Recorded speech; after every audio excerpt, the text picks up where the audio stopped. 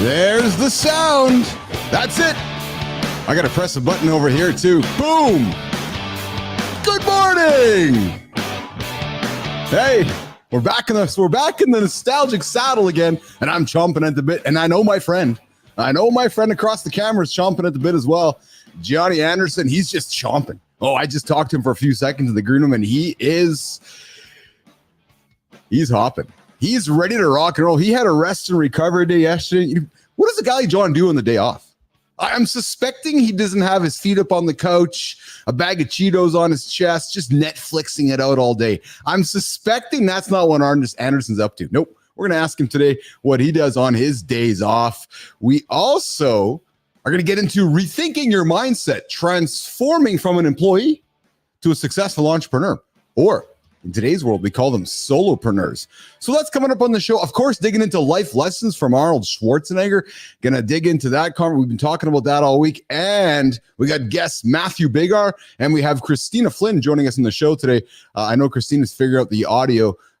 So we are going to get that sorted out as well. And of course, we have Marty Fit, who's getting his food ready because the boy's got to eat. He's a young growing boy. He's got to get his food ready. So he's getting the food ready. I want to welcome Anderson onto the stage. What's going on, Johnny? What's going on? Good morning, brother. It's a beautiful day. It is a beautiful day. Hey, Christina, I'm on ARC as well. And so I'm not sure why you're having, oh, you know what, Christina, you might have actually muted your icon there on the right-hand side. Maybe, I'm not sure, but I'm running the ARC browser as well. Anyways, boom. Johnny, how are you, man? I'm good, brother. Rest day yesterday. So I'm like full speed, ready to go. My training session can't come fast enough. Oh, I love to hear that. Mornings in the lab, Keith, Marty, Fit, John Anderson. Of course, this is the place where we build business athletes. People like So Young Park, who we celebrated yesterday, Ivan Pollock, who we celebrated a couple days ago, Johnny Anderson, Christopher Martin, Walter Thomas, hanging out in the Mornings in the Lab feed there over on LinkedIn. He's out chatting with all of you guys over there. But Johnny, I got to ask you, man. Like, what's a guy like you do on a day off? Like, what is a rest and recovery? You're up early. We do the show early. You get your ass to the bed in the morning, and then the show's over around 6:30 Pacific time. Holy smokes, eh? Yeah. 6:30. People are still sleeping, and you're finishing your first job of the day. And then what's the rest of your day look like, Johnny? Well, first, and you heard me preach this. I'm a big connoisseur, and every day is the same. Not that it's a bad thing. It's just that I wake up at 3:00. Obviously because of the show, I get up a little earlier now. But I wake up at 3:00 every day, whether it's a rest day or not, whether we're doing the show or not. Yeah. So on day off for me, all that means is a day off from lifting heavy stuff. Yes. I'm going to be active. Yes. I'm just, there's something about getting up and getting the day started, like right out of bed. We're talking 3 and change. I'm jumping on a rebounder, and it just gets my blood pumping. It's good for the lymph system. I get off of there and I feel great. It's just 5 minutes, So no matter what my day is, there's a day off. When I say off, it just means I'm not going to lift up heavy stuff. So I went for a walk around the lake yesterday to answer your question. I want to get into that. I want to get into the lifting heavy stuff here, but hey, Marty Anderson. So, I got to tell you something, Johnny. I've known Chris now for, 6 months, 7 months. The guy's never been late for a date. Yeah, he's never been late for a date. And then look. Oh, and we got the guy popping his bottle of water, his soda water. What was that? What was it? You're muted, Marty. You're muted. Let's get this settled. I wasn't late. I was the first one in here. Let's throw that on the table first. Hold on. Right. Hold on. You mean you showed up to the locker room. You were there first one in the locker, but when the game started, you were still in the locker room. Hey, listen, man. I was here. Look, if I'm here at game time and I decide to go use the bathroom, hey, it's not my fault. Oh, I love it, boys. I love it. Christopher Martin joining us here in the lab this morning. Oh man, I love it. And of course, Marty, I wanted to wait. I knew you were getting ready. Hey man, we got to find things to tease about. But because I don't have an eel up any guy's butt this morning to tease about. So don't start that today. We're not starting that today. Yeah, I'm good. I'm good with I'm good off of that conversation. That's crazy. I'm good with keeping keeping the back door closed today, you know? But I did want to wait. I did want to wait till Marty showed up because we have, of course, gentlemen. And I love how Johnny's used to this now. Johnny's like, hey, man, I missed my sports book bet yesterday because Enzo wasn't around. Enzo, come on, man. Shit. I was ready. Yes. Hey, Marty, I asked John what he does on his day off, and Enzo's response, he goes paddleboarding. Because we all saw the picture of the beach. I paddleboarded last day off. Absolutely. I might do that. It's an activity. I it's an thought John activity does. where I don't lift heavy stuff. I thought John eats Cheetos on his day off and sits on the couch. Yeah. Well, you know what I do? I eat my Cheetos in the locker room just after the game started. Oh man, here you guys go. That's good. So listen, we got a brand new repeat guester, and we got an absolute commenter. This human's been on the comments on the YouTube feed, and I am super grateful for that, because when you comment, Martin, you like, Marty, you share, Marty, or what's the other one? Follow. The YouTube algo likes that. So, YouTube, subscribe on YouTube. That's it. Yeah. We're still working on them. Oh, good time. Good to see you here this morning. And then Good Time's coming back with this one, Johnny. Yeah, exit only, because Good Time was part of the chat yesterday. So, Yes, we know how that works. And, of course, Ken is joining us as well. Good morning, Kenetsky. Marty, guess who showed up here today?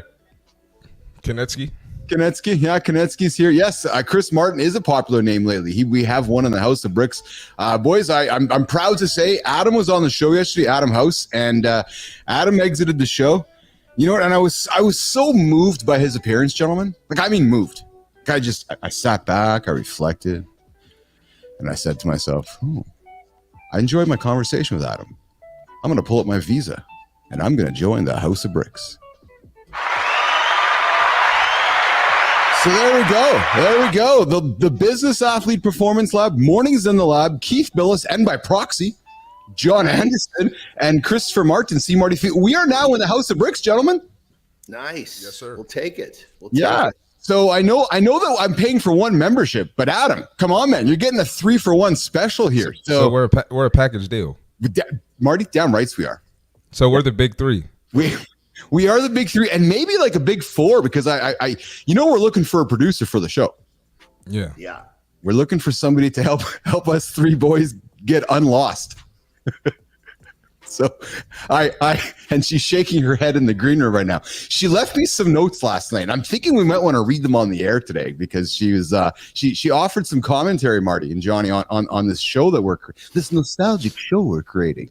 So Christina Flynn, not Christopher Keach. No, Bro. Keach is hanging out in Los Angeles right now.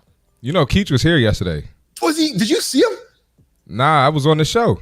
He had to go to the airport after the show, so he wasn't close enough. I gotcha. Of course, we got Inam here this morning. Inam, what's going on, my friend? I said your name correctly. And Good Time's got a question for Johnny. What time do you go to bed at night if you're up this early? Johnny. Well, that's a great question. So I not only have I not only have an alarm to wake up, I have an alarm to go to bed. So I go to bed at 8 o'clock. Nice. Okay. Yeah. And in many cases, I'm asleep by 8 o'clock, because I'll usually get in bed. What's that? I thought you don't sleep. No, I actually do sleep. I know sometimes when you look at me, you think I'm not a mere mortal, but it's unfortunately I am. I didn't think you had any weaknesses. I didn't think you got tired or anything like that. Well, as we go back to the superhero thing, I would be Superman if that was the case. Does Superman sleep? I know Batman, he hides in that cave a lot, doesn't he? Batman gets his sleep, yeah. Batman gonna wake up at like noon. Boys, I thought we weren't talking about caves. We talked about caves yesterday when it came to eels and caves. Different kind of cave, brother. That's crazy. Different kind of cave.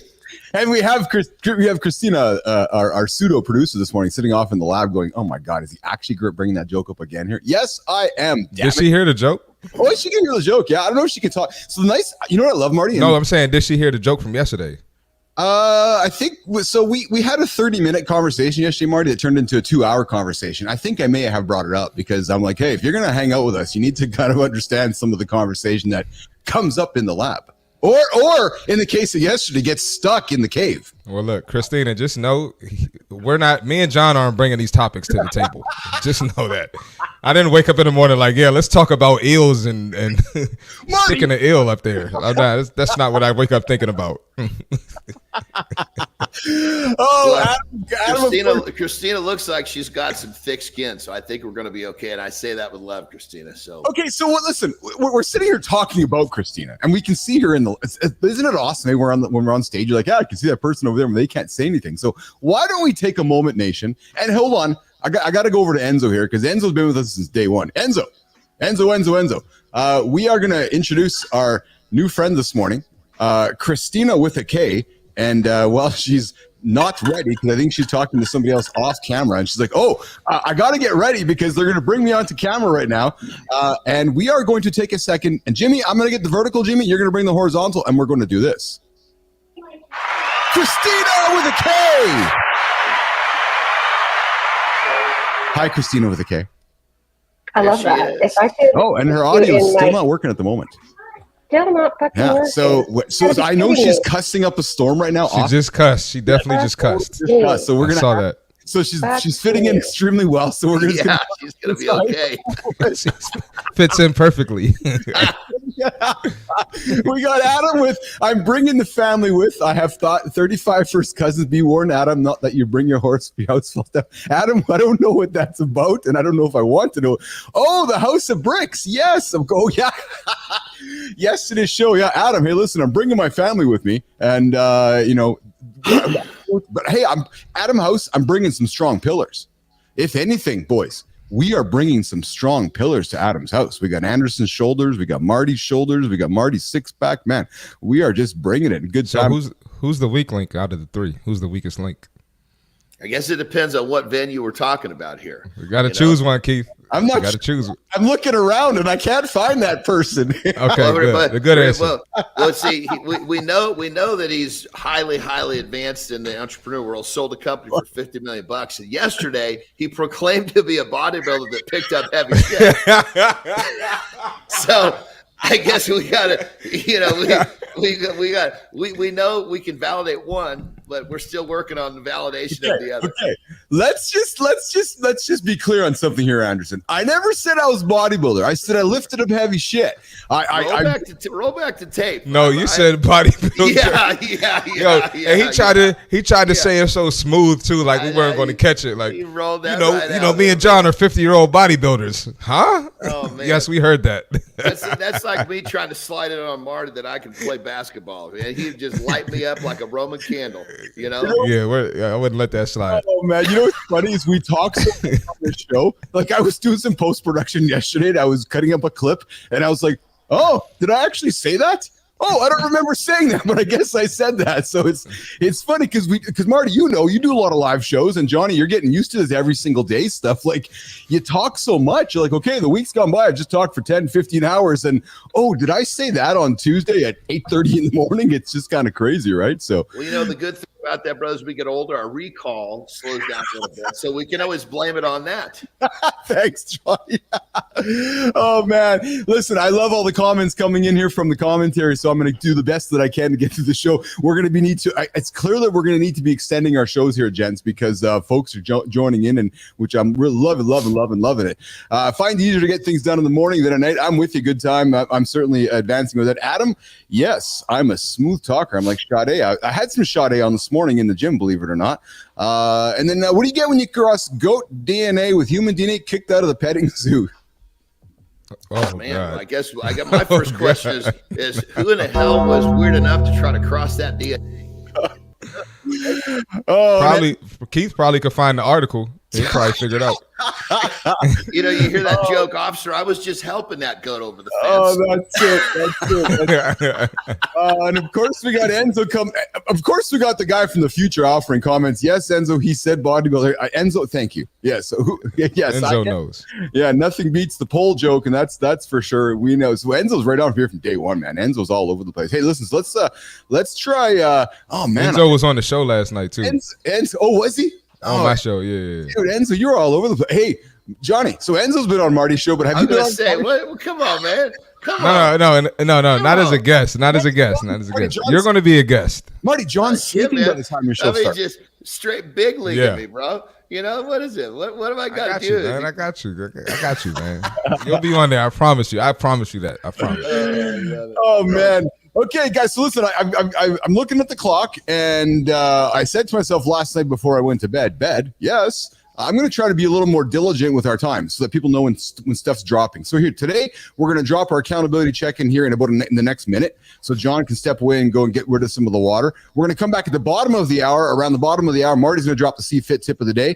And then around the 47-minute of the hour, Johnny's going to come back with a lifestyle tip. So every 15 minutes or so, the goal here is to drop something with all of us standing on stage and saying, hey, look at me, I got something for you. So, and then while we're doing that, we're going to bring Christina on the stage as well. And I think Matt Biggar is joining here in a few minutes as well. Wow, the show's just rocking and rolling along here. And we got Tangerine joining us from Manila. What a shaking Tangerine. Oh, man, love having you in here on the show here. We got Biggar in the green room. We got Jesse with some laughter over on the side. So let's do this, guys. I'm going to hop on over to the accountability check-in, and we're then going to come back, bring in Christina. We're going to bring in Matt. And I'll tell you all right now, Nation, we aren't going to get to the entire show because we got a lot of fun happening right now, but that is okay. So, Jimmy, I'm going to get on over to the vertical feed. You're going to go to the horizontal feed. John's going to step away. Marty's going to step away. And I'm going to do... Oops, no, not that one. I'm going to do this. All right. Good morning, Nation. It's this point in the show where we just get into some things for you to think about. And we call it the accountability check-in. It's here where we invite you to think about what might move you to get your day started. And the question I have for you is this right now today. Or the statement I would make is this. Follow your passion. That's what they all say. They're like, yeah, follow your passion, Billis. Go just follow your passion. Just go and do it. Really? Is that really realistic? I don't know. Here's the truth. Most follow your passion posts, we see them social media, X and LinkedIn. Everyone's like, oh yeah, follow your passion. It's gonna lead you to riches. I'll tell you a secret. All of those follow your passion posts, they come from all of those who've already made it. Oh yeah, we're all just going to the gym, doing cold baths first thing in the morning because we've already made it. Most people, I know you. I've been there. I wasn't born with the silver spoon. I like you, was just getting by for a big part of my life. Putting food on the table. I know it's a priority. Go follow your passion. What the hell are you talking about? Go follow your passion. I got to feed my kids, you're saying. Yeah, the message is coming from somebody who has the money.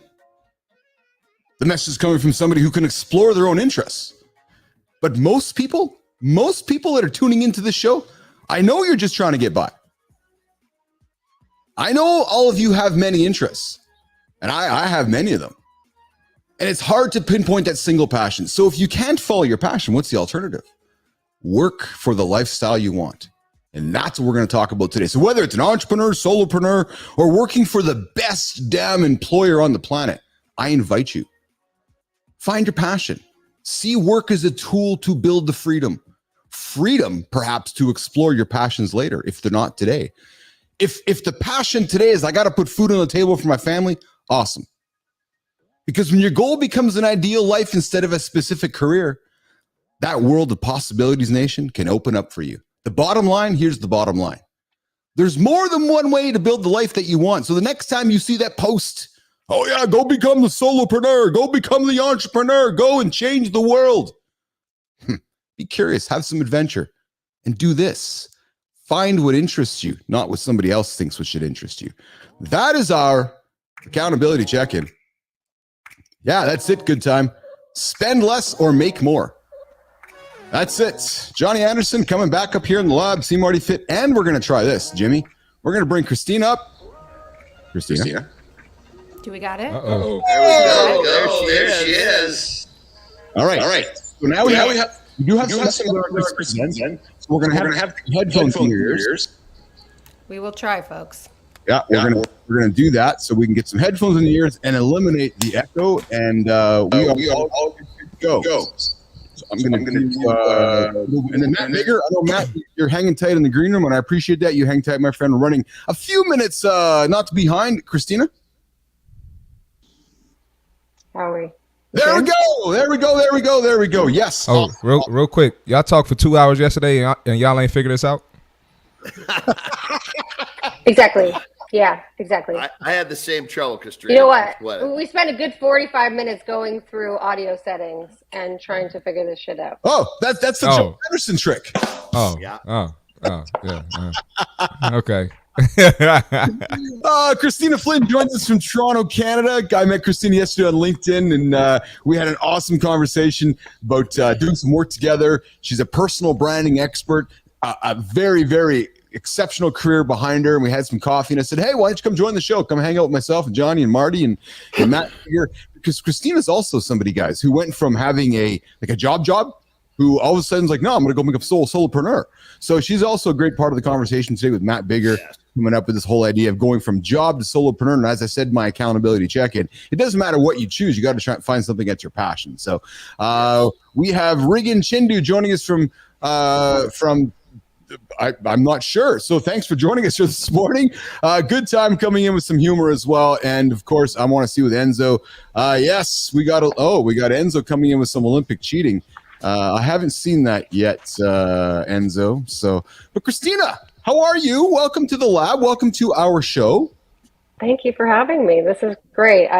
You mentioned feedback that I provided. I'm going to add less dad jokes to that list. Oh, okay. Well, there you go. Well, you got a couple dads here on the show here. So, and we got Tangerine starting to love the channel. Hey, Tangerine, the best thing you can do right now is you can like it, you can subscribe to it, you can share it with your friends, or you can even leave a comment like Good Time does. Good Time's great with the pounds, man. So, good job, Keith. Thanks, Marty. Yeah, I did pretty good with that, eh? So, Christine, I got a list of dad jokes for you too that you haven't seen. They're bad. He's going to try to, since you didn't hear them, he's going to try to recycle them. And so I'm going to try to prevent that from happening. Hey. I would love to see that. Although, dad jokes, don't make me bring in my mom jokes, because I don't think y'all are ready for those. I think mom jokes are better than dad jokes, though. I'm a mama's boy to the core, so I don't know. Don't talk mom about jokes my are better mom. than dad jokes. Yeah.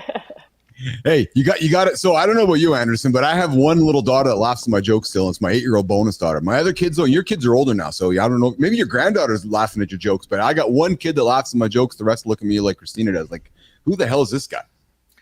Brother, I'm not good at jokes. I'll be honest. It's like I'm good at dropping these little clever things to say, but you're not gonna. Okay, there was 3 guys.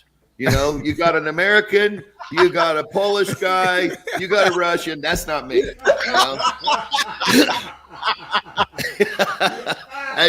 when someone says, hey, I want to tell you a joke. You know what my response is? Oh, no.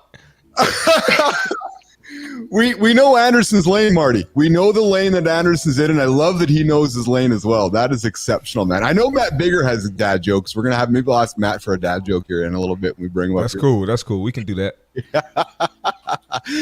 Before we bring Matt in, though, I want to take a few moments to dig into Christina. And Christina, take a few moments to tell John, myself about yourself. You're from Toronto. Who's Christina Flynn? Who's Christina Flynn? I'm misfit toy. You know what I mean? Like, especially when it comes to career, I've had one of those winding, spirally careers that most people would look at and say it's a nightmare. And I've learned to love. I started my career in the NBA, working with the Toronto Raptors, doing a lot of personal branding for the players, the coaches, the executives, and then got the entrepreneurial bug. And I got really excited and I started tinkering and I built a lot of solutions for problems that nobody had, wasted a fuck ton of money, and then kind of decided to keep at that. So I started my own company. I did that for 3 years. We bootstrapped, and then COVID hit. And as I admitted to you yesterday, Keith, like, it was failing anyways, but I love to be able to say, like, wrong, COVID, sales cycle, sorry, we got to shut down shop. And then I found Web3 and I went deep into that. And ever since, I've been building my own brand online, really just based in my own personal story. That's awesome. Hey, boys, I love that. I love that Christina's a mom and we're 30 minutes into the show and she's already dropping F-bombs. So we know how she parents her kids first thing in the morning over breakfast. She's like, kids, eat fucking cereal, man. You got to eat fucking cereal. There's one rule: know, you don't swear at people. Well, you know, when I was brought on the show, he's like, "Hey, we're live. Watch your lip." It brings you in and just lets you cut it loose. That's an honor, Christina. Really is. You know what's crazy? When I first met Keith, when I got on the show, I said, "Can I cuss?" And he goes, "Oh, F yeah." Well, yeah. So are we cussing or not on the show? I guess we might fucking be cussing because we have the new girl on the show. She's dropping bombs. Hey boys, we got the mom on the show. So now that we have mom is giving us permission to F bombs. So if mom says it's okay, I'm thinking that it's okay to take some F bombs. That's cool. I think it's okay. Changing our vibe. Okay. That's it. So Adam's got a fucking question here. What does a branding strategist do? What does a typical workday encompass? And I'm sorry to all my children, Jess, Chad. I know that Ruby and Nash are listening. Ruby, I love you, kid. Nash, I love you, kid. Your mom and dad say the same thing that I say. Trust me, I've heard them say it. But what does a branding strategist do, Christina? And what does a typical workday encompass besides sitting with Uncle Keith for 2 hours? Oh, God, yeah. Thank God there's other things going on than just that. But basically, coaching consultant. So I'm all about building a brand based on your personal story. You hear the word authentic a lot.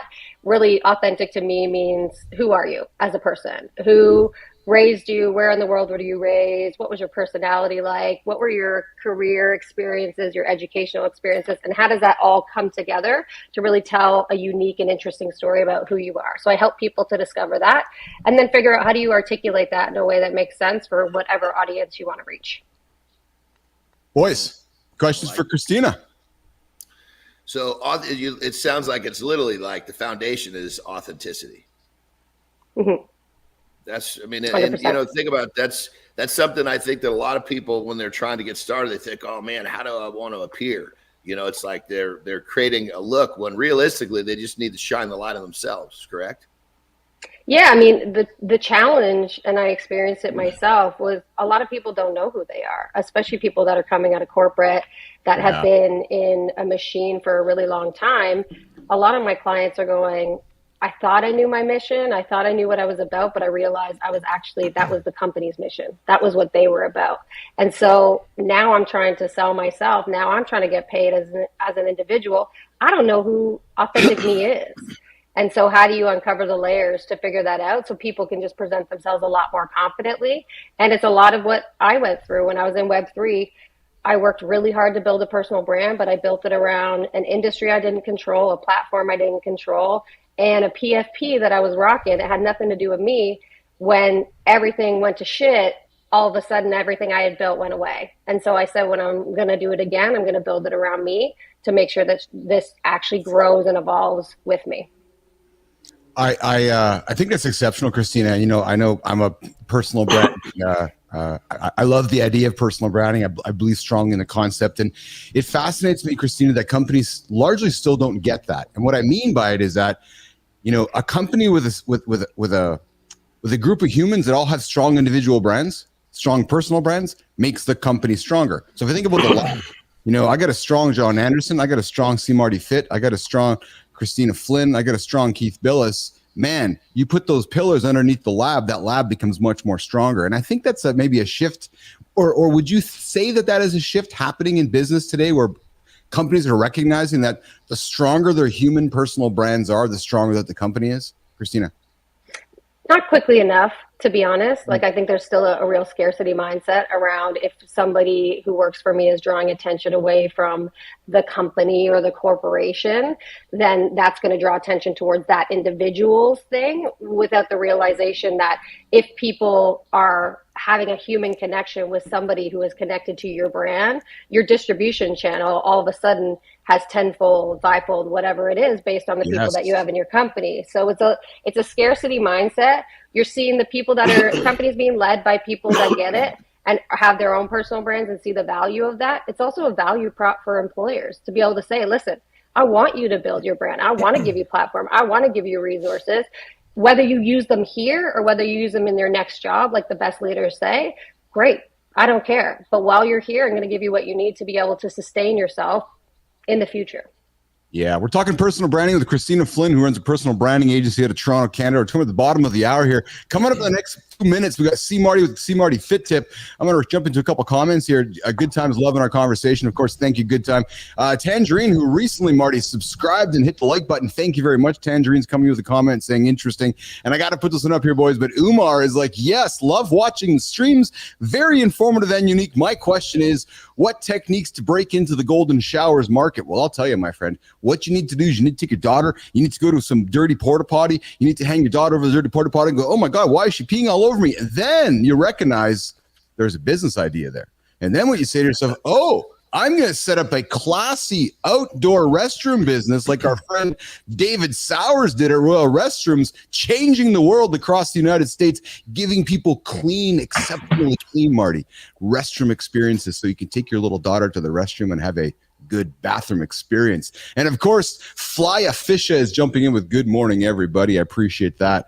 So I was waiting for Marty to jump out with something. Hey, it's a true story, man. We had David Sowers on the air here. We're talking golden showers. It's been one of our most highly viewed clips. Yeah, and if you don't like golden showers, change the channel. Go somewhere else. I think it's not a bad thing to do. That's how we're going to roll here in the lab. And how we're going to roll is we're going to do this. We're going to go, and I'm going to keep this on to time, Jimmy. Yeah, I'm going to keep this on to time. We're going to come back with Matt Biggar. Matt Biggar's going to come back after the break. Marty's going to do his fit tip, and we're going to keep the conversation going. Marty, you're up next, pal. Let's do it. Let's do it. All right, we got the fitness tip for today.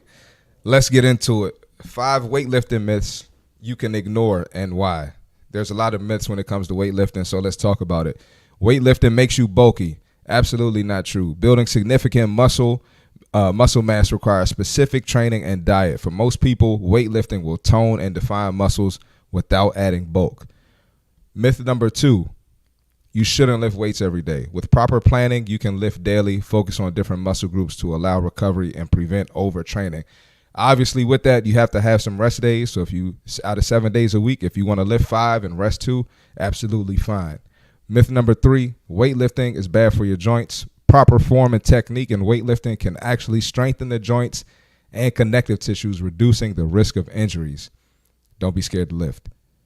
Myth number 4, cardio is better for fat loss. Absolutely not true. Weightlifting boosts metabolism and builds muscle. This can help burn more calories at rest. Combining weightlifting with cardio maximizes fat loss. Women should lift lighter weights. That's not true. Women benefit from lifting heavy weights just like men. It helps build strength, improve bone density, and achieve a toned physique. Ignore these myths, embrace the facts, embrace the science, and see better results. That's the fitness tip for today. There you go. C. Marty Fit Tip, Christopher Martin, dropping some fit tips to keep you thinking every single day here. Around the bottom of the hour is the ambition. Myself, John Anderson, Christopher Martin, Christina Flynn, and of course, this boy is back for his second appearance in the lab. It is, of course. There's the guy there. There is Matt Biggar. What's going on, Matt? What's up, guys? I'm surprised you can fit 5 of us on the screen at the same time. On the screen on the same time. This is the first time we've done 5, and so the whole ambition here on the show is to have a come and go party, have people dropping and coming all the time, and we're excited to have you here, Matt. I appreciate you jumping in here over the last couple of days. Said, hey, we got a topic we want to talk about, and I'll be truthful, Matt. I thought of you right away. Sweet. You're thinking, oh, really? Yeah, I'm the guy that went from I got the good paycheck every 2 weeks to my family going, Dad, what the hell are you doing now? And to be honest, I don't have kids, so no dad jokes. I just have dry puns, which I won't apologize for. There you go. So the family in your life, the folks in your life are saying, Matt, what the hell are you doing now? Right? That's where it's coming from. Maybe. I don't know. Yeah. I've been at this since 2017, so I think that it's kind of worked out of their system by now. Yeah, that's good. But I want to get into the conversation when you made the shift. We're going to get into that in a little bit in a few moments here. We certainly got some more comments coming in from the lab here, guys. We got Umar, who's liking our commentary. Big Daddy Johnny comes up and says, I bought the Celtic Salt and bought the Don't Kings. read that. Don't read that. There you go. We're not going to read that. I literally pulled it up here. I didn't have. Don't read that. I appreciate that. Look at Marty. I love it. Marty's policing it. He's policing the comments before Keith gets there. I'm just quickly going to read them, and Tangerie's thanking us for the commentary, which is awesome. So, Matt, you're joining us from Alberta today, are you not? Yeah, not for long though. I'm in the middle of a move right now. Oh, do tell. Yeah, we're packing up and we're moving to BC. Actually, there's more trees and forests and lakes there. There you go. What's precipitating the move, Matt? Mostly just a lifestyle change. There's a principle that I work with my clients, and I tell everyone this: congruence is your compass, and it's founded upon the Japanese principle of ikigai. Yes. But it's bringing everything in your life into alignment. And for me, I am drawn to spend time in nature. We love doing disc golf on the weekends. And Calgary's kind of a city that's in the middle of a big field that has Rocky Mountains in the backdrop. Yes. So we want to be able to get out of the city and spend more time in nature, doing stuff like paddleboarding and playing disc golf. So there you go, John. That's the draw. I was just paddleboarding the other day, brother. Paddleboarding is great. It's relaxing. It's beautiful. So Draw Quest is wondering what we're talking about right now. Draw Quest, we're going to get into a conversation pretty soon about transforming from an employee to a successful solopreneur with Chris Flynn and Matt Biggar. And Matt, I want to lean into this first of all. So you're choosing a quality of life over sounds like a quantity of life. And many people I'm going to just make a broad statement here. I think many people don't have the courage to do what you are doing, which is saying, no, I'm going to go chase a better quality of life right now because I want to go and spend time on a paddleboard. I want to make different decisions. Let's lean into that, Matt. What that just wasn't an overnight decision. How did you arrive at it? Well, my wife and I have been taking vacation in Kamloops for 10 years. Yeah. Because that's where all our friends and family are. So that was a big draw as well.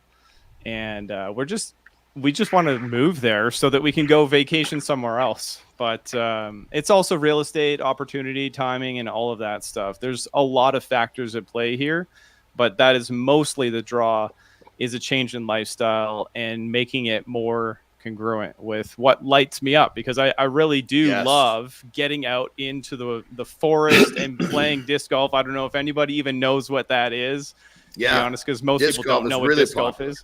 It's popular in California, big time. Yeah? Oh, I'll have to come down there and play around then. But, what is it? Yeah. What are we talking about? Disc golf? It's literally a plastic frisbee disc. Golf. It's smaller than a frisbee, though. And you throw it into a chain basket on a golf course. It sounds ridiculous. You have no idea how much fun it is until you do it. Well, think of it like golf. Golf, you frustrated. Most everybody does like 120, 130, and you're frustrated on 129 of those strokes. Well, disc golf, you get to have satisfaction on like half. So it's a much more fun methodology of golf. If you y'all hearing no comment from Uncle Keith over here because I'm still trying to figure it out, and I see good time. That's the same thing I'm thinking too. Why don't y'all just golf, John? Or why don't you just go play frisbee? Why do you got to take the frisbee and the golf and make it into one? Like, why? This isn't new, brother. It's been around for a long time. Just nobody knows about it. Is it in the Olympics? Oh. Did you see the Olympics yesterday? I saw people climbing up they were doing the old speed climbing, like mountain climbing up the side of a wall. That was pretty exceptional. 6 seconds to the top. That's and then breakdancing. Breakdancing is new in the Olympics too. Really? Yeah. Break dancing is in the Olympics. Well, then I don't think disc golf is too far out then. Yeah, come on. Snoop isn't. So is it coincidental that Snoop and breakdancing have been introduced to the Olympics for the same year? Interesting. Oh. Uncle Keith is at it on the marketing angle there. That was terrible. That was awful. I didn't think it was that bad, actually. That wasn't as bad as yesterday, Marty. Give fella a little credit. It wasn't as bad as yesterday. That's it. Yeah, exactly. Good time. Disc golf is for the bad golfers. That's why Anderson plays. Oh, wow. So, yeah, exactly. Tell that to Paul Macbeth. He has a $14 million contract for throwing discs into chains. Oh, okay. Oh, wow. Okay. All right. Let me shut up. Yeah, Keith and Marty. Go and check them out, man. Nothing. There you go. Check them out. We can admit the fact that golf is also dying, right? Correct? Yeah, We can admit that fact. Who wants to hit a ball with a getting stick different ways for people to activate a golf course? I don't think it's a bad thing. Yeah, well, there you go. This is true. Yeah, golf is dying. You know, Tiger and what's his name are starting this little golf league inside of arenas, right? So they're trying to find ways to resurrect golf. Speaking of resurrecting team, you know, we have folks from time to time that are in an awesome career and an awesome job, and they're saying to themselves, I want to resurrect myself. How do I resurrect myself? And they say to themselves, I'm going to transform, Johnny, from an employee to a successful entrepreneur. Absolutely, brother. I want to change my mindset from an employee to a solopreneur. Matt, back in 2017, when you kind of started that journey, and then Christina, as you were exiting your journey out of the corporate world, take me through that mindset of how you went from over here to over here and what precipitated it. Biggar, let's start with you, my friend. How did you first start identifying that you wanted to begin working for yourself? Okay, well, I'll give you the short version. So my first job was actually in a lumber yard in retail. So I'd actually load up like building materials for people in their vehicles. And it wasn't really fulfilling. It was kind of like I was helping people a little bit. I became an electrician after that. And I got further disconnected from any sense of like connection or purpose in my work. And I was very depressed. I was just in a bad place. I was blowing all my money, partying the weekends. And I knew that something had to change. It felt like I was going against my own nature. And so that's when I decided to go to a bookstore and I picked up a Robert Kiyosaki book, which it showed me another world that I didn't know existed. And so from there, I went in and out of different jobs many times trying to figure out, okay, well, I need sales skills. So I worked at a place called Future Shop, which Christina would know because she's Canadian, but it was owned by Best Buy. They absolved the brand. But it was retail sales, and I was serving clients. Like I was basically helping them, pick a phone out. But I noticed that all my peers were just pushing boxes, and I was spending time with the clients, and I really enjoyed that interaction and helping them through all the decisions that they had to make. So then I got hired at another company called TELUS, which is a major telecommunications company in Canada. And my job became teaching people how to use phones for 45-minute sessions. I did that for 5 years, and I did over 3,000 sessions, literally walking people through how to text their grandkids. It taught me a lot of patience. Seriously, John. You can imagine, right? If any of you have ever tried to teach somebody in your family specifically how to do something with technology, it can be very frustrating. Marty, what were you gonna? You're gonna lay something on the counter. You called my name. What was do you that? got? No, Like he said, texting his grandkids. Yeah, just trying. Absolutely. Yeah. The good news is that I actually knew how to text before my grandson was born, so I was ahead of the curve. Nice. Keep going. Yeah. So what happened was I got promoted into a regional role. My role was downsized basically, and my job became to teach the sales reps what I used to do. But a lot of them really just, they're selling phones, and there's not a lot of incentive behind spending an extra 30 to 45 minutes with somebody. So basically, that's when I kind of felt like I was being a little bit micromanaged in that role too. And that's when I finally made the bid for my own autonomy. I didn't have a plan. I didn't say that I was going to change my mindset. I didn't know what the hell I was doing. I just grabbed a camera. I hired a business coach, and I quit my job. And my business coach told me to get on the phone and start cold calling realtors, because I thought, well, I can make real estate videos. So I was really just making assumptions, but I had worked up enough courage to make the leap. And it was difficult, honestly.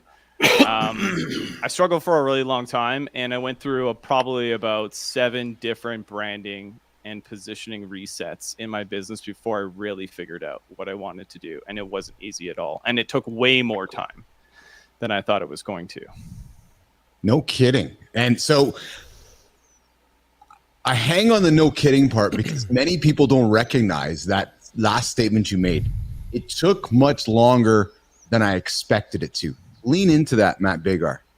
Yeah, I think we can have this tendency to see things I think we can almost, I don't know if this is everybody, but we can be really overly optimistic about how much time something's going to take. Yes. And business can be slow. And it's actually a good way to play the game, to play a long game and enjoy the process of the build while you're doing it, instead of getting obsessed over, climbing the summit of making millions of dollars and then, selling a business or whatever that is. And there's nothing wrong with that if that's what other people want to do. But I knew that wasn't the right path for me, because the North Star was, I want to do purposeful work. Fulfillment in what I do is a non-negotiable. And so I went through all of those resets because of that reason. If I wasn't going to, solve this problem that I had when I was an electrician with my business, then what the hell was the point of doing it anyways? Yes. You're clearly a man of principle, Biggar, because you're making a move. You're moving your family to a different province. You're like, so quality of life is important to me. So, as I'm getting to know you over the last less than 10 years of your life here, you've made two significant changes. You've changed I need to have a purpose and fulfilling job. So you made a change over there. Now you're like, I need to have a higher quality of life. So I'm going over there. A lot of courage, man. Big kahunas to make those changes, pal. Thank you. Yeah, big kahunas. Johnny, Christina, Marty, questions for Matt before Johnny, if you're ready, we'll do a lifestyle tip coming up in a couple minutes, my friend. Christina, Marty, Johnny, questions for Matty. Yeah, I was going to say what skills translated from working in the phone industry, what translated to being an entrepreneur? Like, what helped you there? I love that question. Mm-hmm. Because there's this ironic thing about humans. It's all about communication skills. Yeah. Right. And so that role, I got to exercise my ability to simplify information and slow things down and communicate with people at their level, with their learning style. And that's what translates into my role now. And I do think it's ironic that one of the most valuable skills for humans is communication skills, which is multifaceted and multi-layered, but not a lot of people would buy that as an idea. So I don't know. I think that's ironic, but that is definitely the thread that connects back to the career. Yeah. Tina, I see you're motioning for something to say there. Tell me a little bit. You mentioned you had to go through 7+ branding positioning exercises to really get to that comfort level, which I think is incredibly common, but not a lot of people are talking about. And I think a lot of entrepreneurs step into this space and they feel like, I've set a direction, I've set a vision, I've communicated that externally, I can't go back. But it's really important to keep iterating on that positioning. Tell us a little bit about that. Yeah, I'm not surprised that's what you're interested in asking. I love that question too. So I would say the balance of figuring out, okay, what are the skills that I can combine and create an offer from to support other people, and the product market fit of doing that, getting the right demand, positioning the messaging correctly. And I'm not pretending to have all of this figured out either. But every time that I would create an offer to support somebody, I'll give you guys an example. I used to do YouTube consulting. Well, I was compartmentalized in that person's business as the YouTube guy. I wasn't thought of as someone who could support them. And I'd sit back and I'd watch them making all these other mistakes in their business that affected our work. And so I knew that I had to make another adjustment. That was just one of those things. It's like, I want to be able to have a holistic approach and support the entire human behind the business. So I naturally ended up gravitating towards what I define as lifestyle business coaching, because I do want to support the entire person behind the business. So that was one of those moments where I just knew, like, okay, I'm going to go back and become the coach that I had actually needed when I hired one, because it was a mismatch. And that gave me a lot of clarity about how I want to show up and serve and support other people. But that's always been the product market fit has always been what I noticed. If I created an offer to support people and it was draining my soul, then something was wrong. Something was off. Something needed to be adjusted. Yeah, no, I think I totally get that, brother. My coaching, in many cases, I get hired to do this job, but I quickly realized for me to do this job well, I need to go and fix something else so that I can do my job better. So I always make that. The way I look at it is I do what I need to do to get the job done, and sometimes it turns out to be more than what was actually appeared to be. But when it comes down to it, when you want to serve someone and doing what you got to do to get them to their finish line, I mean that's what it's all about. So I've kind of adapted the idea that I'm going to look for one more thing than I was hired to do, because that thing's going to pop up anyway. So I'm just going to search it out before it slaps me, and I'm going to fix it before it causes a problem. Yeah. It's also driven by the desire to be of more value. Yes. I like that. Looking for one more thing, John. And that Matt, Matt, what you're describing a lot is the life of a business athlete, right? Which is, creating that harmony between all aspects of life, right? And John, I like that you're recognizing, if you're working with me, that I've come to you with one goal, but you're going, no, actually Keith's asking me for this, but what I really need to do is much more with him. And you're stepping back and you're having that holistic view with me, aren't you, Anderson? 100%. 100%. There's always going to be something that's going to pop up. So let's just find it before it pops up. Yes, exactly.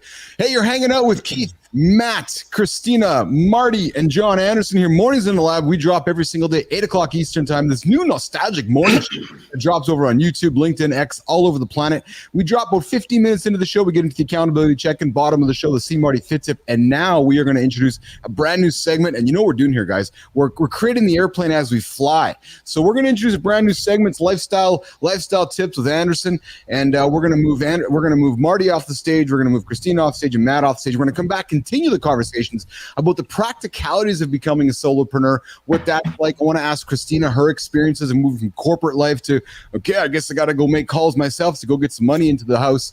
So we're going to continue that conversation in about a minute and a half. But up until then, we are going to do. Let's go, John. I got a button here. I don't know what it's going to do, so we're going to try this. Oh, is that my sound? Oh my goodness. That's the sound for today. And then I'll change it tomorrow. That's crazy. That's crazy.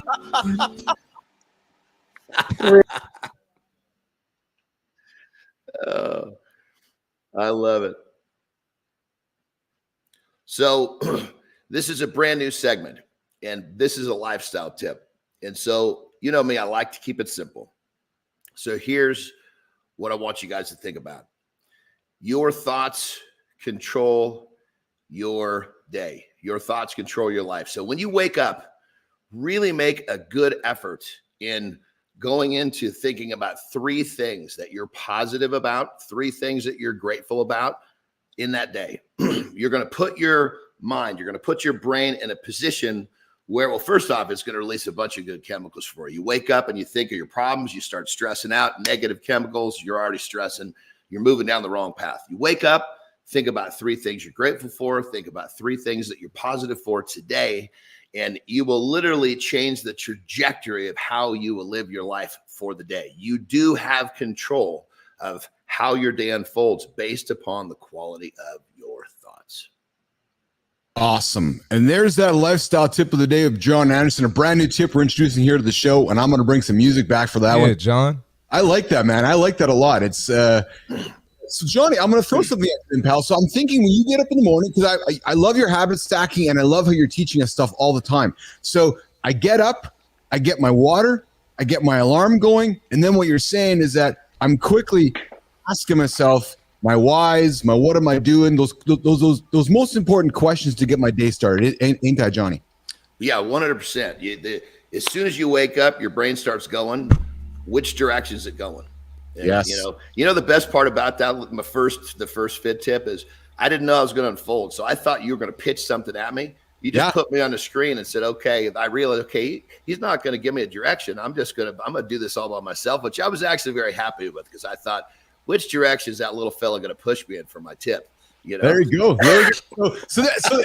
But this is good, guys, because there's people listening right now wanting to start a business, John.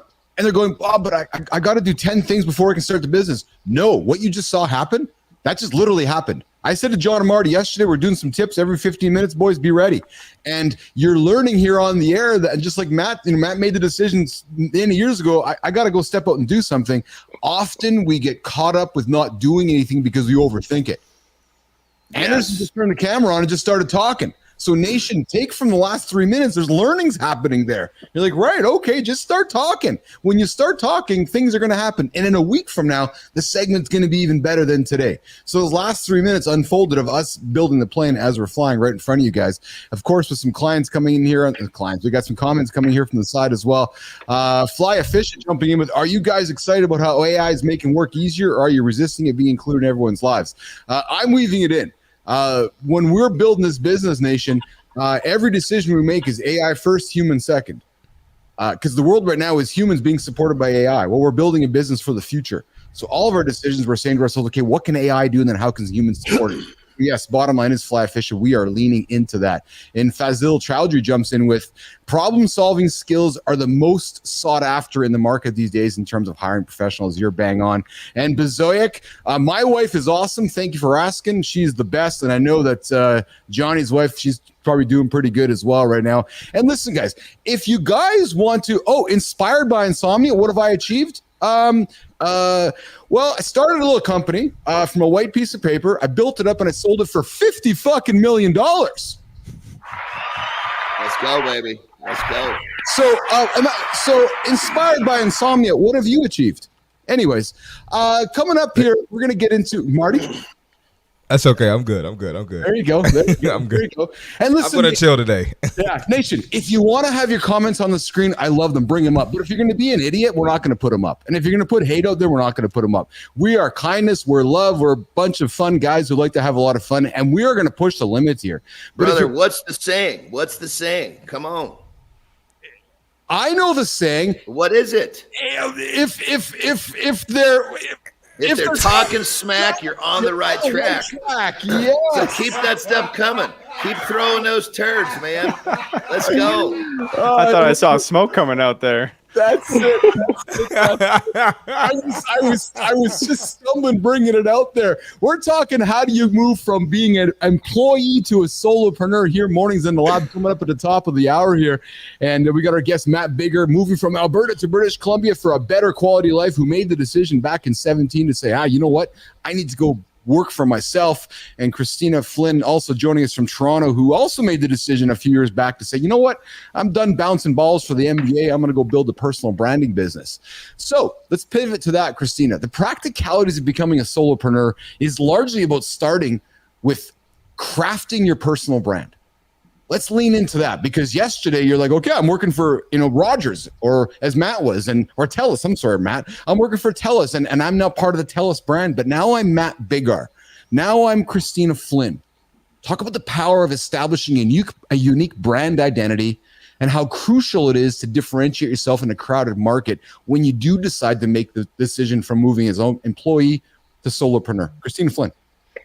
Yeah, I mean, I think it's, when you look at the various stages of your life, instead of sitting there and saying, who do I want to be? You take some time and you reflect back and say, who am I? And what do the various points and phases of my life suggest that I'm about? When you talk about authenticity, Matt, you were talking about, you didn't really have all the answers, but you were moving towards an intuition. You were moving towards a feeling.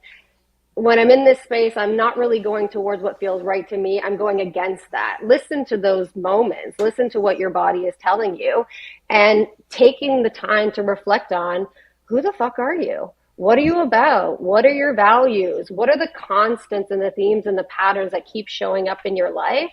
And if you do that and you start there, you create a really strong foundation for who you are. When you do that and you start saying, okay, now I kind of know, I've got an idea of who I am and what I care about, you can say, okay, who do I want to share this with? What's the value that I can provide them? What's the education that I can do based on these really unique skills and experiences and opportunities that I have developed over a period of time?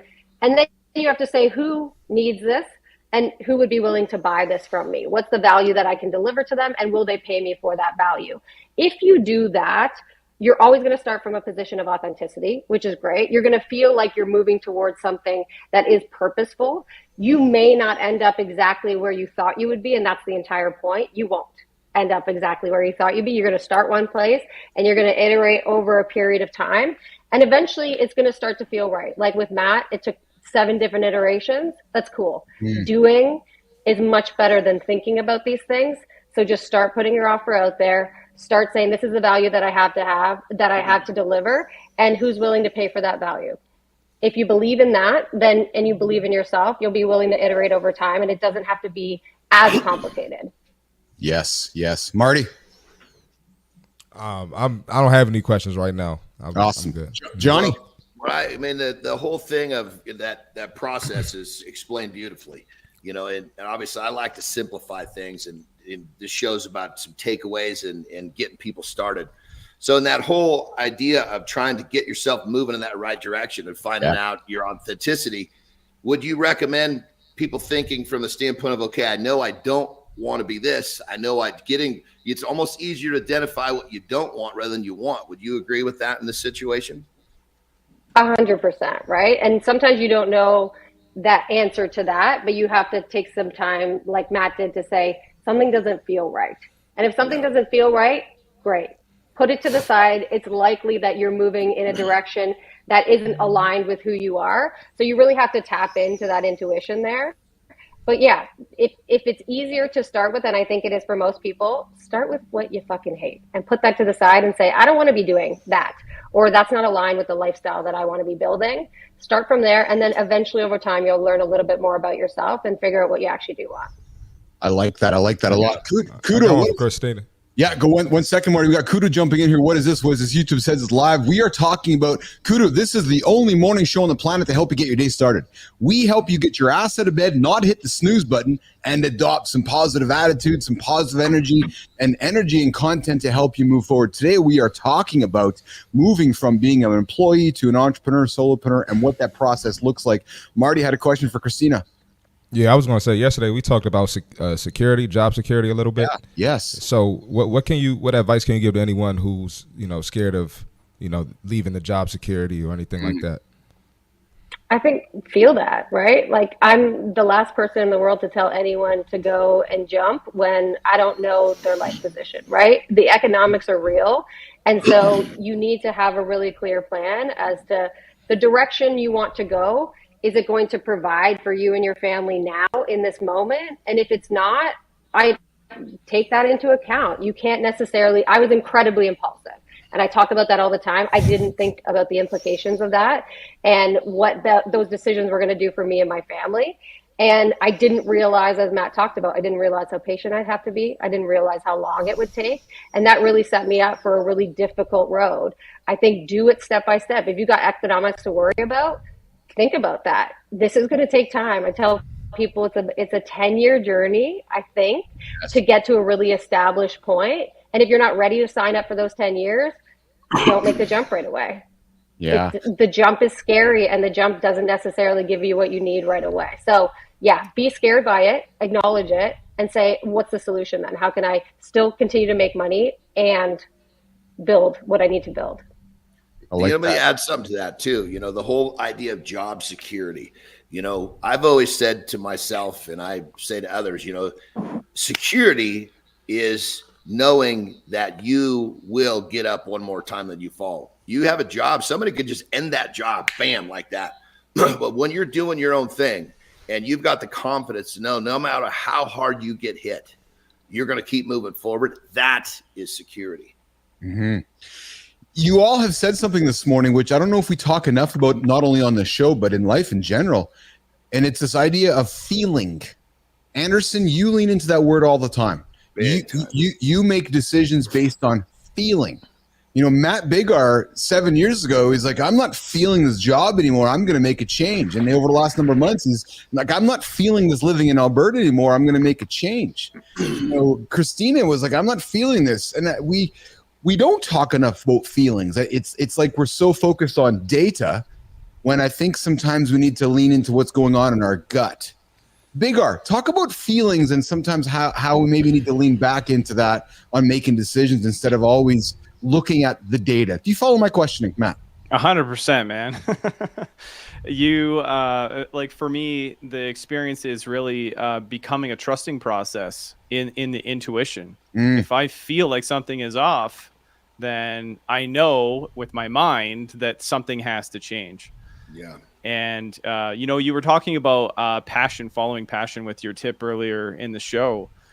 And I think that, following passions is not really the best way to do it when it comes to starting a business. It can give you clues, but building a business upon a passion can lead you down the wrong path. Do you know what I mean by that? Dude, yeah, go down that, man, because a lot of people think that, okay, and I talked about that, during my accountability check-in, and I even dropped it in my video this morning, and Marty and John, we've been leaning into this so often. Like, you got to find your why. And if the passion is, I love my job, then lean into that. But you need to find your why as much as your passion, and then go run after the why, Matt Biggar. I would advocate that the purpose is more important than having passion, because passion can lead you down the path of chasing excitement and emotions, right? So, and that doesn't necessarily take you in the right direction.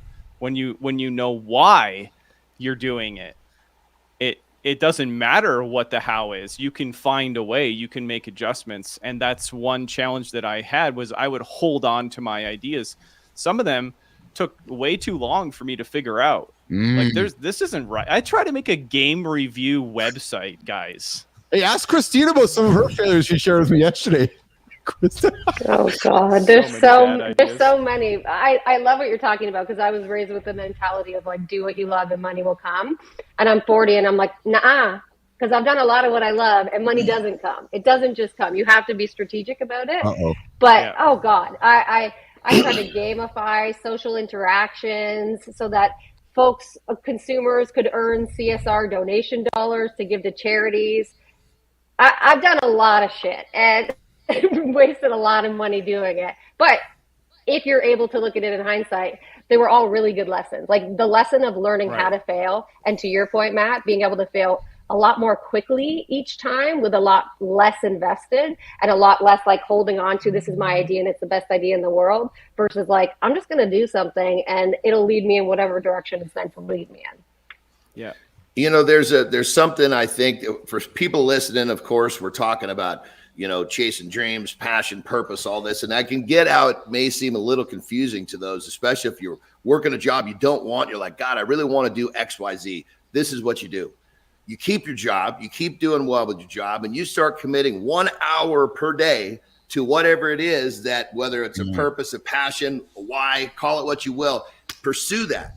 If that thing starts to monetize, lean into a little bit more. And when it monetizes more than your job, you go in, you let your boss know that you found a better life, and you keep going. So if you're having a hard time identifying passion, why, purpose, I get it. So take what you think is best, take what lights your fire, commit an hour a day, push forward, see what happens. There's a real estate guy named Jamal King. He always says, you go to your 9 to 5, but what you doing from 5 to 9. Yeah. So, you can work on it after work or, but before work. So that's another way to look at it too. And 1 hour is a non-negotiable. You're going to have to commit an hour a day. You probably find, if it's really a passion, a purpose, or a why, we'll call it what you will, you're going to find that you want more than an hour. Now you're on to something. Yeah.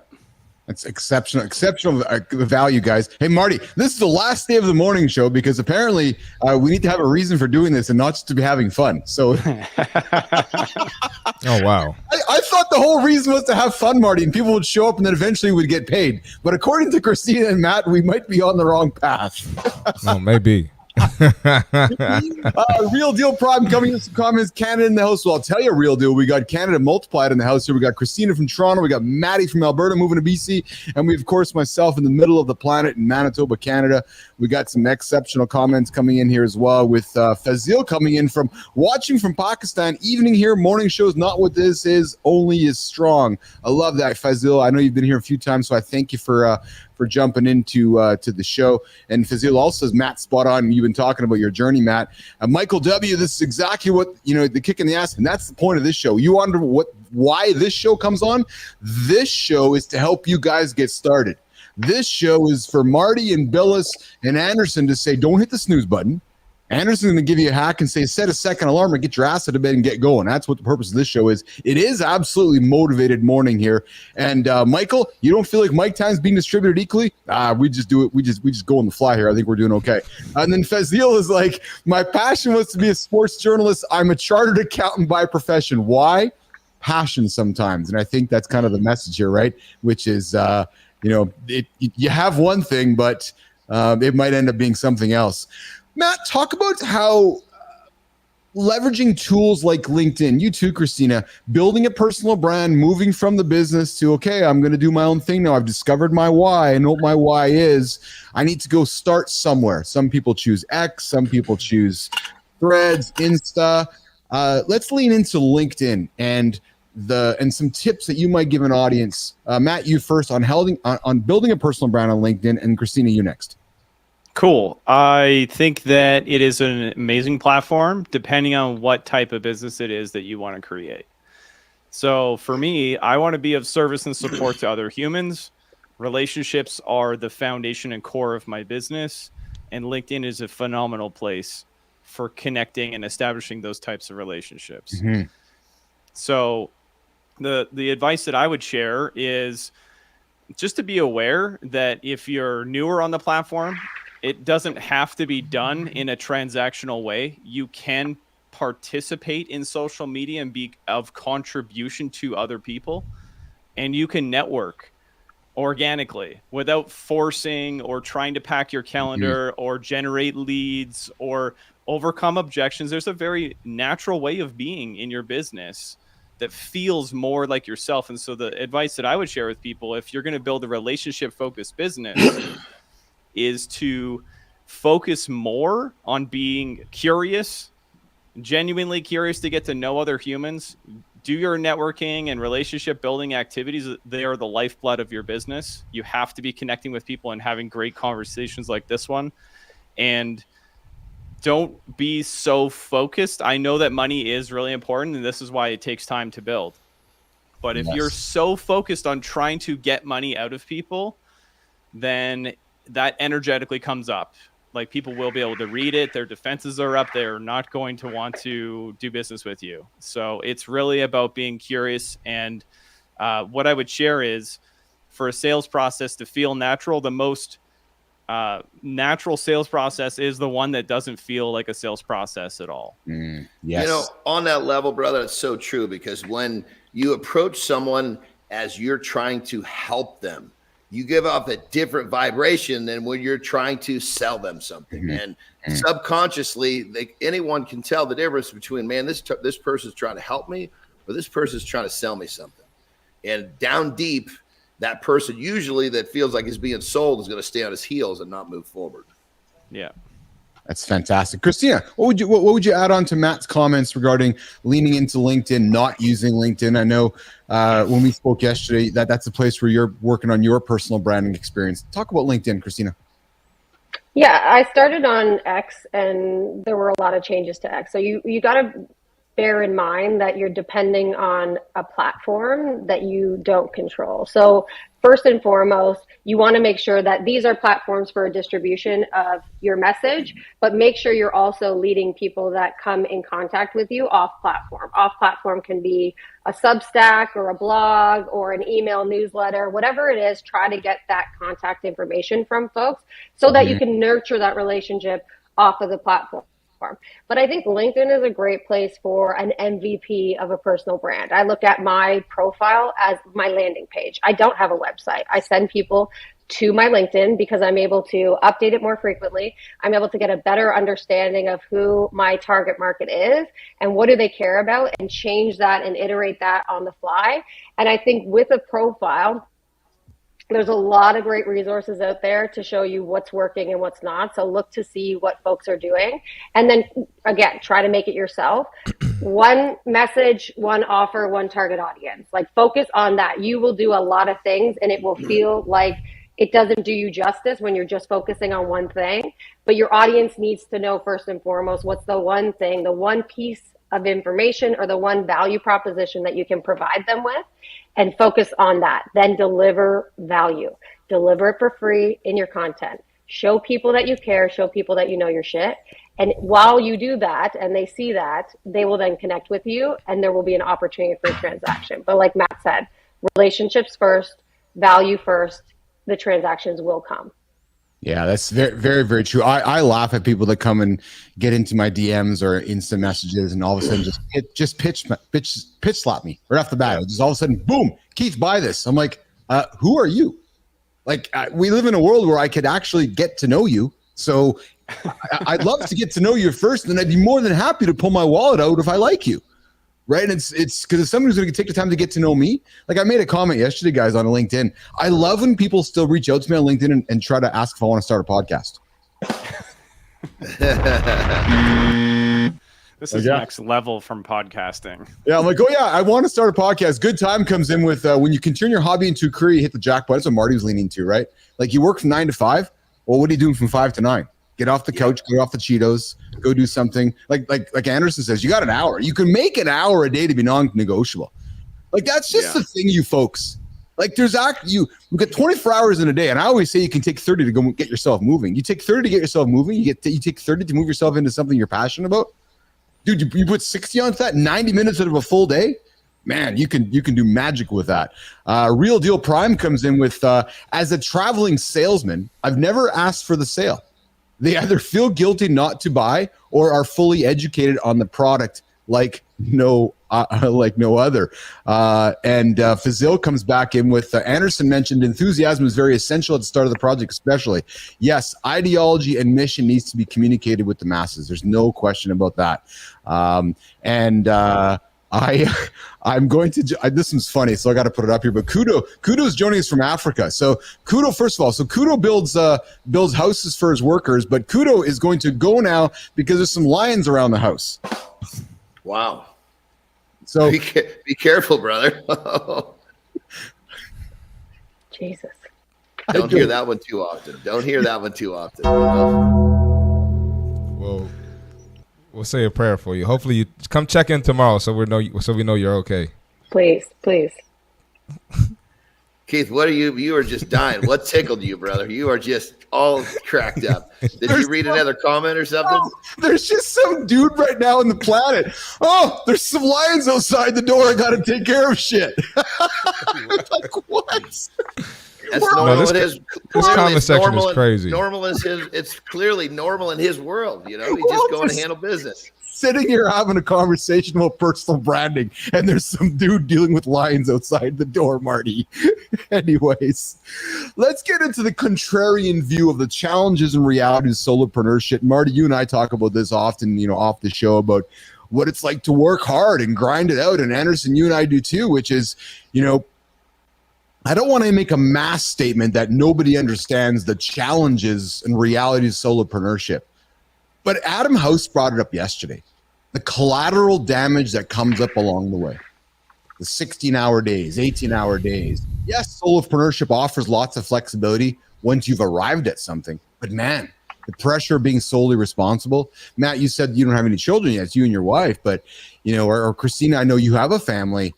It's good. I don't have a guaranteed paycheck. I got to go and try to go earn some money. Let's talk about the challenges and realities or Anderson, you too, you said yourself, I've never had a job. I've always had to go make money. I have never, ever in my adult life collected a paycheck, because that basically says that I'm helping someone else reach their dreams, not mine. And I didn't subscribe to that from the very beginning. I knew I didn't want to commute to work. I knew I didn't want to work for somebody else. I knew that I wanted to do it my way. Yeah. And that's exactly what I did. Yes. But John, lean into the difficulties of that, because let's be frank here. On the outside view, let's poke you a little bit for some vulnerabilities here. Yeah. On the outside, big bodybuilder, strong man, everybody sees strong superhero guy. But dude, I know there are times in your life when you're like, holy, man, I got to pay the bills, or holy fuck, man, I got to get stuff done. Or you're looking in your own mirror in the privacy of your own mirror, and you're kind of breaking down internally going, oh my God, I'm stressed out about this. The world's seeing this big, strong guy, but inside I'm battling about this. John, lean into that. 100%. I mean, when you pick the path of doing it your way, you're going to run into some challenges. And one of the things I repeat to myself often, even at 52, is that I don't want to be comfortable. If I'm comfortable, that works against the whole ideology of doing great things. Because when I keep myself uncomfortable, then I'm willing to do the shit that I wouldn't do when I was comfortable. And I've gotten really good at living my life that way. Now, granted, there are some times when it'll wind up on me, and I got to sit down and I got to realize, okay, you're stressing out about things that have never happened before. You know, stop it. If it does happen, stress out about it then. And so as a entrepreneur, you've got to register that you're going to stress out about things, and majority of them probably never going to happen. So what you got to do is focus on what you got to do today to make sure that you're moving towards your goal. And you got to make sure that you're focusing on the things that are going to move you ahead, not focusing on the things that are going to take you backwards, which is stressing out about shit that only lives in your head. Yeah. Marty, I know you've gone through this journey yourself, and then Maddie, I'm going to throw to you next year. But Marty, I know you've been on this journey yourself of the irregular paycheck. I got to go make this myself, because you're an entrepreneur, you're a solopreneur. Talk about that stress. Yeah, it's real, but at the end of the day, you just got to be. You almost got to have like that skill of creativity, right? Because things are going to go south, so you got to know how to adjust, how to adapt. You know, like I'm in the middle of the pandemic, gyms closed in LA when I'm living there. I buy equipment and it gets stolen. So what are you going to do? So you just got to figure it out. And, you got to almost have that quitting is not an option mentality and don't have a plan B. I know it sounds crazy, but it's the truth. You know, you just got to find a way to make plan A work. Matt, what about you? Man, the thing I want to add on there is creativity is completely underrated in business. Your ability to solve problems requires presence. And that's kind of what John was talking about, right? If you're ruminating in the past, or you're stressed out about the potential future and you're not being present, then you're not slowing down enough to be present with the issues that you're actually facing in the moment. And getting into a state of creative problem solving requires you to change your physiology. You cannot be in that state of mind, right? As John knows, I'm sure, everybody here, the blood's not in the right part of your brain if you're stressed out, if you're in that state. So the game becomes, how do I get out of that state and be present with this? And that's easier said than done. It takes a lot of practice. It's interesting to hear you say that, Matt, because when I met Marty on the first time I sat down with him live in the lab, and you used the word creative, Biggar. Well, Marty discovers less brunches, more crunches, because he's seeing something happening across the street from the gym, and he's recognizing, well, there's a creative opportunity there. The next day, the guy starts a merchandise business. So to your point, Matt, he saw something, he was creative about it, and then he jumped on it. Right. And again, there's a whole other conversation about execution. It's one thing to identify, but then actually executing on it. Right. So Marty's a great example of bringing creativity into solving a problem, because like, okay, those folks aren't hitting the gym, they're hitting the brunches. Oh, I got an idea. Puts it on a t-shirt. People start buying it. Right. Tina, what's your concepts on lean into this conversation? It's a grind. And anyone who tells you otherwise is lying. So know that it's going to be a grind, and know that every one of us can sit up here and say, like, this is the path or this is our advice, but the only path is your path, and you're going to have to decide what that is. That might be, as John said, keeping your full-time job and starting slowly and doing it from the 5 to 9. That might be getting a part-time job. Like, you don't have to lean in 100% either, because you have to take care of yourself. And if you've got a family, you have to take care of your family. So if you're moving towards something that feels really good, great. But if you're not patient in doing that and do what you got to do to sustain yourself, it's not going to last. It's not going to last. So you got to be prepared for the grind. Fizdale jumps in with a comment. I think there needs to be a balance, because if you take a passion project without managing the risks that come with it, and it goes sideways, the implications are absolutely serious. There's no question about that. Last comments / question around this conversation, excuse me, before we work towards wrapping it up here. But I want to talk about burnout of a solopreneur. Matt Biggar, I see you nodding. Well, I mean, I built a YouTube channel for over 3 years. And while I was doing that, because I thought that was my business, right? Misguided. I was doing food deliveries for Skip the Dishes in order to make ends meet. So I was building a YouTube channel, making content. I was grinding it like I was grinding. And I was showing it up. And I got to a place where I felt like I was just phoning it in. I literally made a video on my channel once that made me realize that, okay, I'm burning out on this.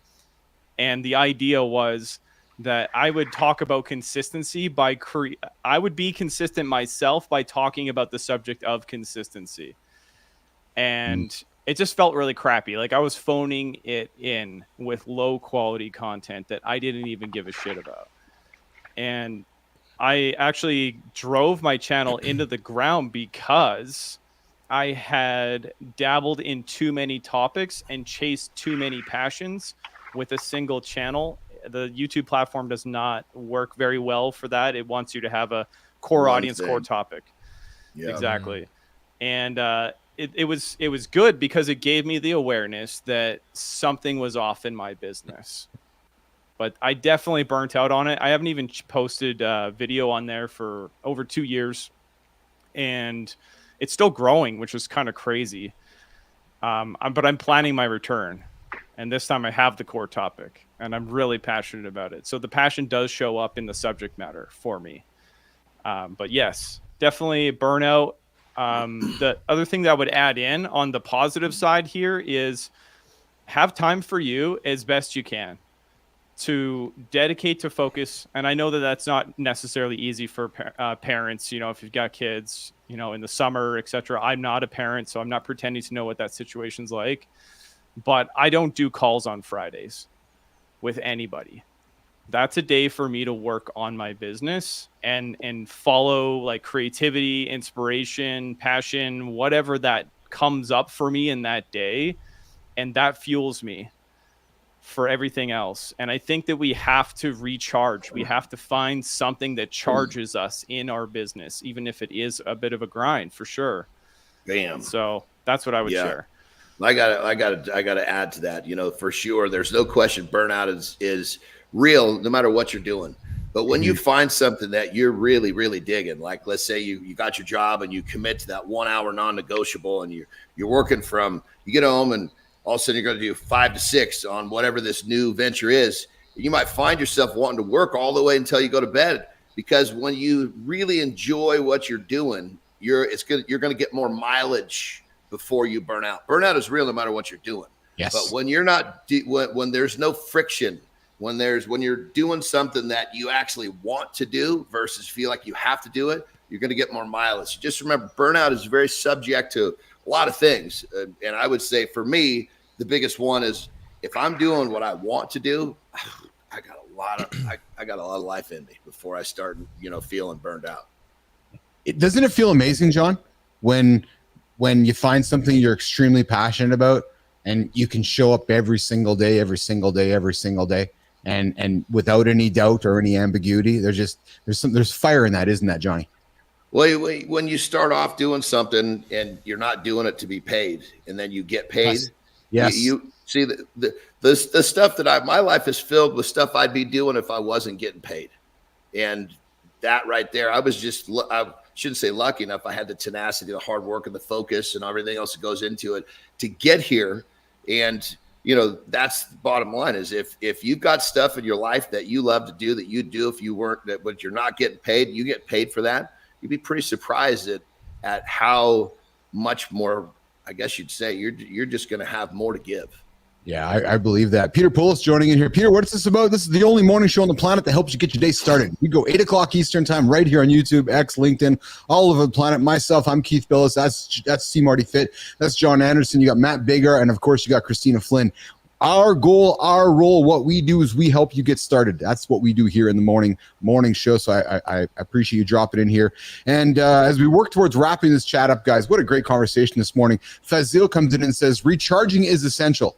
Otherwise, extreme burnout will lead to writer's block, and deterioration will have a domino effect on different aspects of your life. And I tell you, I know we talk about weaving us back to feelings again. I know when I'm burnt out. I sit down in front of my computer and I try to be creative, and it just doesn't come out, right? And I put my headset on and I try to get myself going with some music, and Johnny, Marty, it just doesn't come out. I'm like, all right, it's time to step away. And I've had to learn that. And again, I go back to feeling, because I'm like, no, I can grind it out. But then I quickly become less productive, Christina. Oh, okay, this is actually taking me longer than I thought. This isn't working very well, so I should step away. You know what I mean? Step away, go for a walk, clear your head, do something that you enjoy, and I guarantee you when you come back, you're going to have way more ideas and way more flow. It's so true. It happens to me all the time. So Nation, we're here talking about moving from a business, from a job to an entrepreneur, solopreneur, and the struggles of that, the joys of that, the challenges of that. We've been joined here today by our guest, Matt Biggar, who's joined us here from Alberta, moving over to BC, and Christina Flynn having the conversation. And in wrapping it up, the journey from being an employee to a successful solopreneur is marked by significant mindset transformation. And if there's anything we've learned from both Christina and Matt, it's going to take you longer than you think. So if you're like, yeah, I'm going to get this thing done in 6 months, go knock on Anderson's door and recognize it ain't going to happen in 6 months. It's probably going to take you 1, 2, 3, Christina's thinking maybe even up to 10 years, right? You need to leave yourself runway. And recognizing also, we didn't lean into this, you guys, but the reality is that solopreneurship can also be very isolating, Marty, and of course, very financially unstable. But with the right mindset, the right strategies, man, once you achieve it, it can lead to very fulfilling and rewarding outcomes. And I'll leave it with this, regardless if that is on your own journey or a journey within the organization you're in, just go at it and get after it and be consistent and habit stack every single day, and you will be very fulfilled and have that rewarding outcome. What a great chat here, guys. I've thoroughly enjoyed that. Matt, I've loved hearing your story. I like how we really got into the idea of feeling here, you guys, because, I know John's all about that. And Matt, I didn't know you moved, and that really kind of triggered something in me, because I'm like, well, why? Why do you move? And you're like, well, no, I want a better quality of life. I'm like, well, that just dials right into what we're talking about here today. 'Cause that takes courage, dude. It takes courage. So, team, wrapping it up here today. 90 minutes done. Wow, we got into no other parts of our show today. Arnold's not going to be on the topic today. We'll bring Arnold out tomorrow, even though tomorrow's a big show tomorrow as well, guys, but that's going to be exciting. Let's go around that table. Thoughts on today's show, Anderson? You know me, I'm all about the takeaways, and so if you're one of these people who's fed up with a job, you're driving, you're in traffic, you don't want to be there, find something that you enjoy to do, that you're doing, and if you can try to monetize, just commit an hour a day, try to monetize this, work on it. You'll be surprised once you actually commit to something, opportunities will open up, and if you can start down that path, then you have a real good chance of completely changing your life. It's very true. Real Deal Prime, thanks for joining in, my friend. I appreciate you. Make sure you subscribe, like, comment on the channel. That helps us build this thing, and I appreciate you jumping in. Good time, you as well. I very much appreciate your you being part of our community. And Fazil, obviously, very much appreciate you joining. If you have not subscribed, please subscribe to the channel. Mornings in the live, great conversation. Love to discuss different aspects of solopreneurship. Christina, your first time on the show today. What are you taking away from today's show, the conversation we had, the vibes of the show? Would love to hear your point of view. No, I love it. I love to lean into the feelings. I think it's easy when folks are here talking heads and they're saying all these things that you need to do or you need to consider. No one is moving without fear.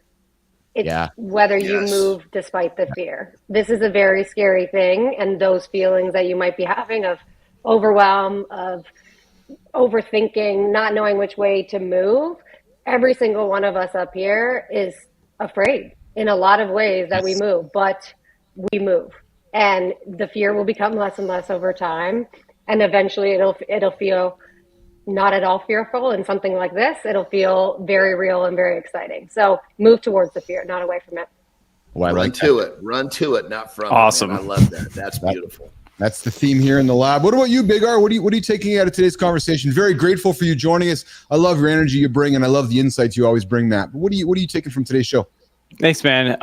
It was something that John said earlier. You know, he's talked about commitment and following through, setting that expectation for yourself. I think I remember when I was an employee and I made the transition, and how long it took me to understand this lesson that we are now accountable to ourselves.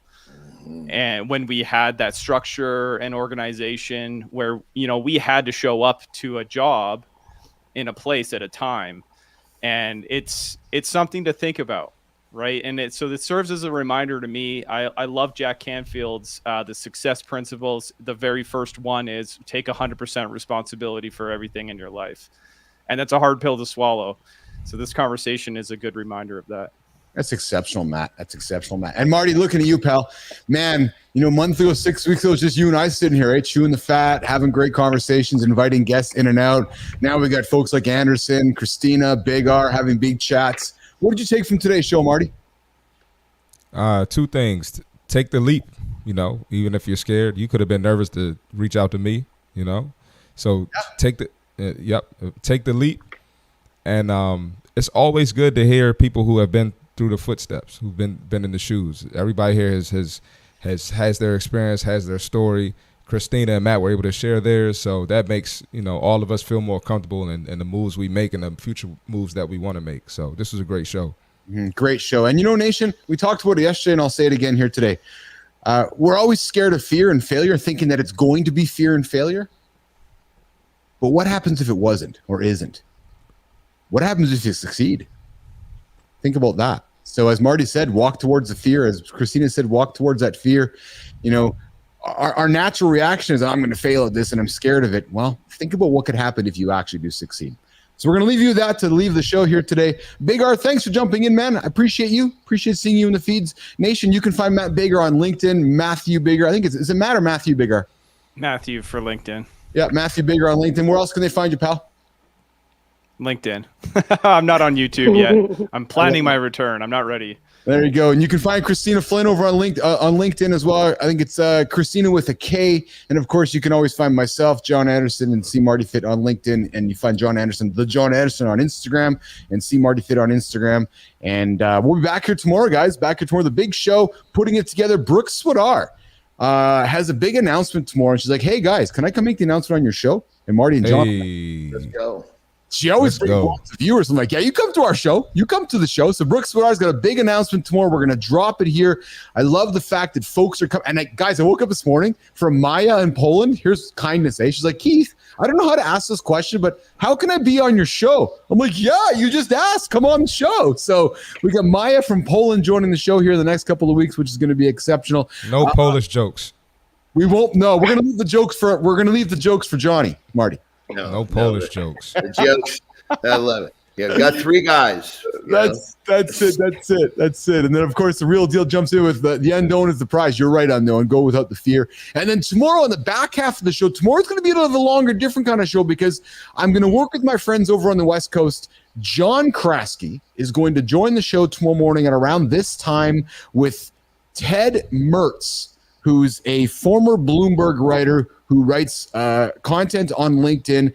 Ted did a big piece on Kraske. Ted and myself, John, Marty, whoever's around the show tomorrow are going to sit down with Kraske. We're going to get into a longer conversation about Kraske, the LinkedIn stuff, maybe some LinkedIn pod juice monsters, all that junk and garbage. That's tomorrow's show. It's tomorrow live in the lab, 8 o'clock Eastern time, YouTube, X, LinkedIn, all over the planet. That is it, man. We're getting out of here. We got stuff to do. John, you got a big lift today. You took the day off yesterday. What do you got today? I'll be honest, brother. I got to take a piss. Okay, we'll see you later. Get out of here. Anderson's getting out of here. We'll see you later, pal. We'll see you all later, guys. See you, Nation. Oh, where's my music? No, not that one. No, not that one either. That one.